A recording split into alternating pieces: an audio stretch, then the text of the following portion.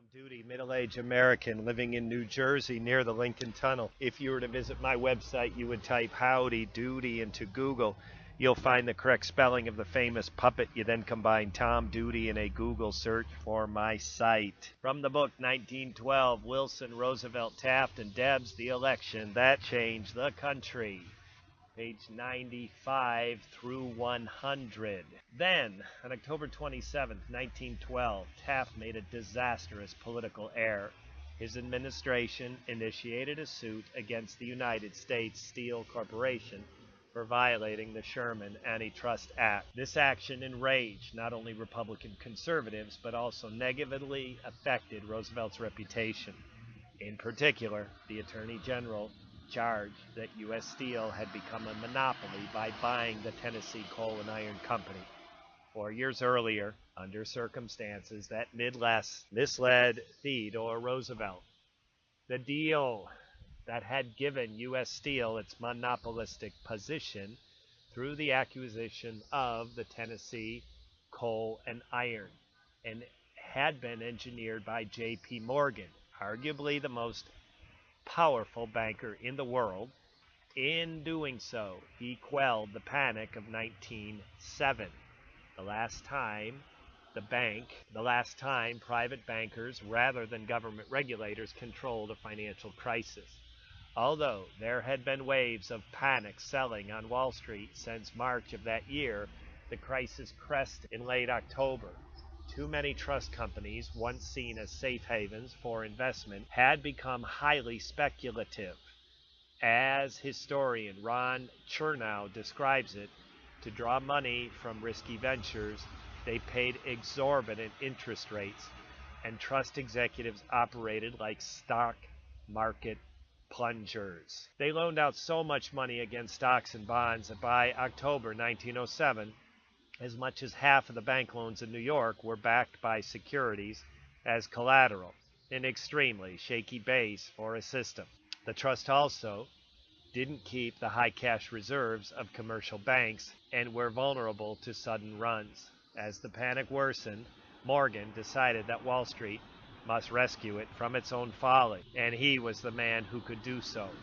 At 70 years old, Pierpont Morgan had demonstrated such integrity of character that his word was enough to stabilize roiling financial market. His word was usually backed by his ability to raise tens of millions of dollars to secure a failing bank or company.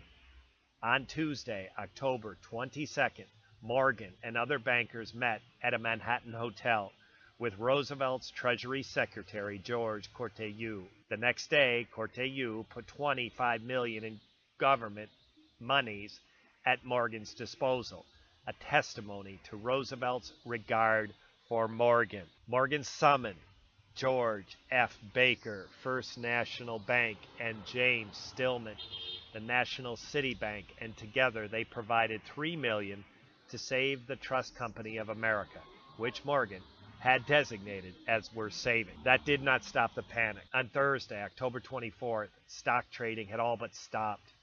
Ransom H Thomas, the president of the New York Stock Exchange, crossed Broad Street and told Morgan that unless $25 million were raised immediately, at least 50 brokerage houses would go under.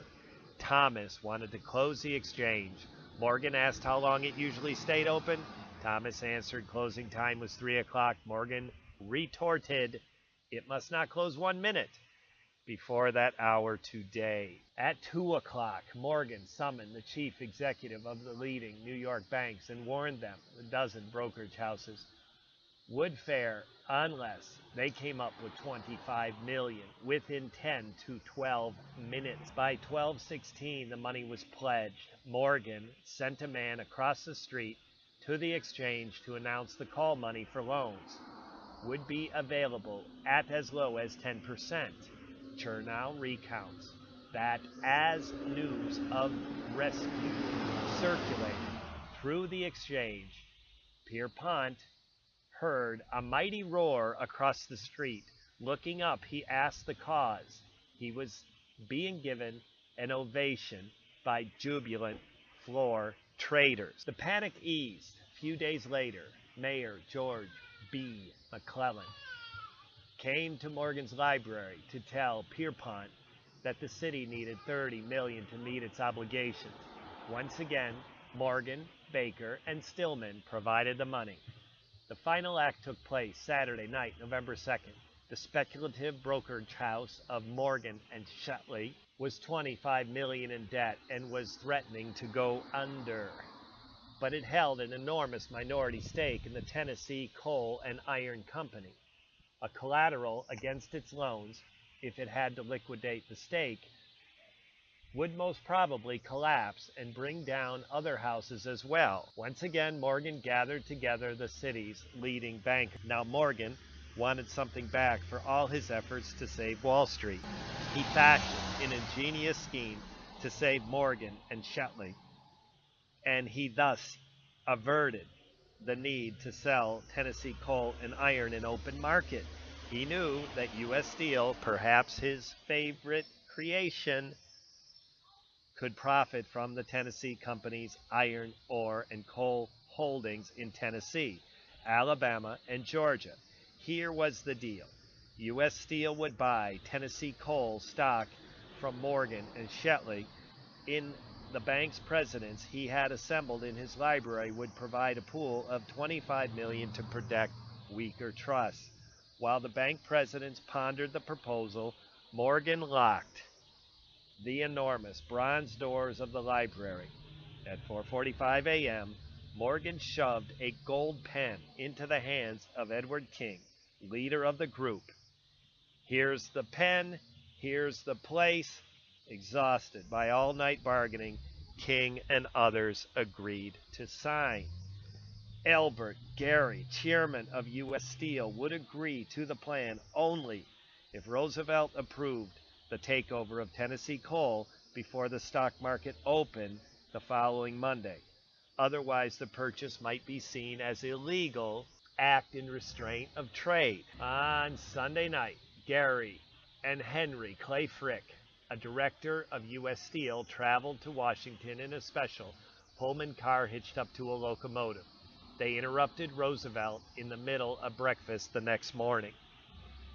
Gary and Frick told TR that a mere business transaction, they do not care to purchase Tennessee coal stock.